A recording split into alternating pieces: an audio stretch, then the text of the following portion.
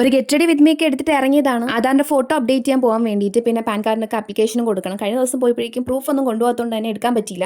അതിന് മുന്നേ ഒരു ആവശ്യത്തിന് വേണ്ടി ബാങ്കിലും പോകണമായിരുന്നു. ഇതിനിടയിൽ ഒരു അബദ്ധം പറ്റിയത് എന്താന്ന് വെച്ച് കഴിഞ്ഞാൽ, ഞാൻ SBI കഴക്കൂട്ടാണ് കൊടുത്തത്. പക്ഷേ ശരിക്കും പോകേണ്ടത് SBI വെട്രോഡായിരുന്നു. ഉമ്മച്ചേനെ ഓട്ടോ ഒന്ന് പുറത്തെടുത്ത് എറിയും എന്നതായിരുന്നു ഞാൻ പ്രതീക്ഷിച്ചത്. പക്ഷേ ഒരു തുറച്ചു നോട്ടത്തിൽ അത് ഒതുക്കി.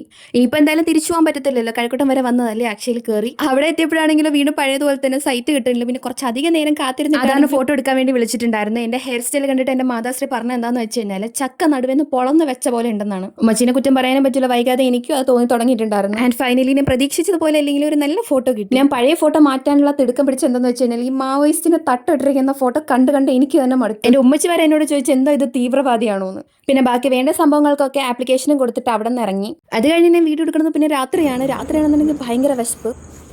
എവിടെ പോകും? ലോഡഡ് ഫ്രൈസ് വാങ്ങാൻ പോണ പാതിരാത്രി. വിശന്നിരുന്ന് കഴിച്ചതുകൊണ്ടാണോ അതോ ലോഡഡ് ഫ്രൈസ് കഴിക്കാനുള്ള കൊതി കൊണ്ട് കഴിച്ചതുകൊണ്ടാണോ എന്ന് അറിയത്തില്ല. പക്ഷേ ഈ ലോഡഡ് ഫ്രൈസിന് നല്ല ടേസ്റ്റ് ഉണ്ടായിരുന്നു. അപ്പോൾ ഇന്നേക്ക് ഇത്രയേ ഉള്ളൂ.